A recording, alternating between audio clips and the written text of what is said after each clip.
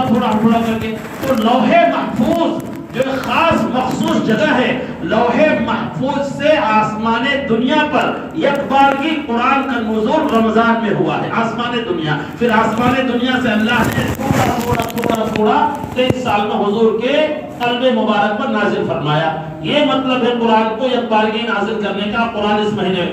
اچھا قرآن سے آپ پوچھیں کہ کس رات میں نازل ہوئے ہو، تو قرآن کہے گا اِنَّا أَنزَلْنَاهُ فِي لَيْلَةِ الْقَدْرِ.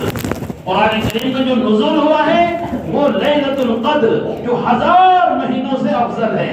اگر کوئی آدمی 1000 مہینے کی عبادت کرے اور اس کو اگر لیلۃ القدر میں کسی کو عبادت کی توفیق ہو گئی تو یہ لیلۃ القدر کی ایک رات کی عبادت 1000 مہینوں کی رات سے افضل ہے.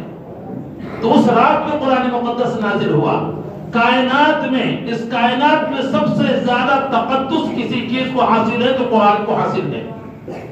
قرآن کو حاصل ہے، سب سے زیادہ تقدس قرآن کو حاصل ہے. قرآن اللہ کی حقیقی صفت ہے. قرآن کے بارے میں اللہ نے فرمایا تبرک بالقرآن فإنه كلام الله وخرج منه. کہ قرآن کریم سے برکت حاصل کرو اس لیے کہ اللہ کی ذات سے نکلا ہے، اللہ کے اندر سے نکلا، اللہ کی ذات سے نکلا ہے. اب سوچ لیجئے اللہ کی ذات سے جو چیز نکلی ہو کتنا مقدس، کتنا بابرکت، کتنی پاکیزہ ہوگا.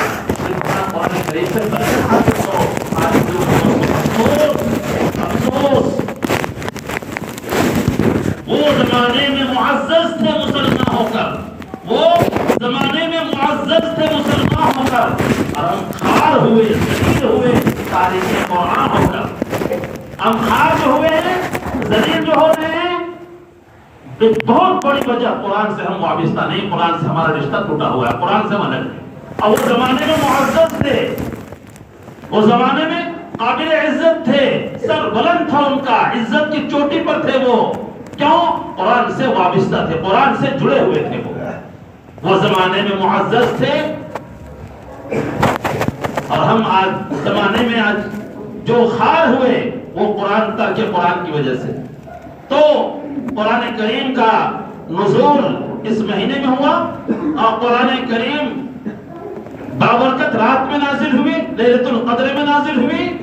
اب کس پر نازل ہوئی؟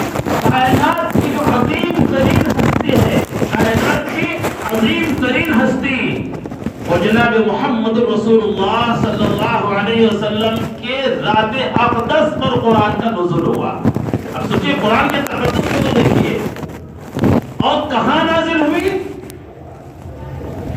بلد الامین، حدود حرم کے دائرے میں، مکۃ المکرمہ، اس کے حدود حرم کے دائرے میں اس کے نزول کی ابتدا ہوئی. کتنی خصوصیات ہیں. رمضان میں نازل ہوئی، لیلۃ القدر میں نازل ہوئی، بلد الامین میں نازل ہوئی. سب سے کائنات کے مخلوق میں سب سے عظیم ترین مخلوق حضور پر نازل ہوئی. جس سرزمین کے بارے میں ہے کہ 1 رکعت نماز پڑھی جائے کہ 1 لاکھ رکعت نماز پڑھنے کا ثواب ملے گا.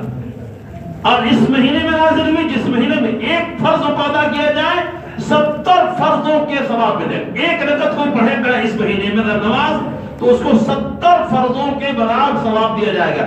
ایسا جیسا کہ اس نے غیر رمضان میں 70 فرض ادا کیے، 70 رکعتیں پڑھی اور نفلوں کا ثواب فرضوں کے برابر کر دیا جاتا ہے.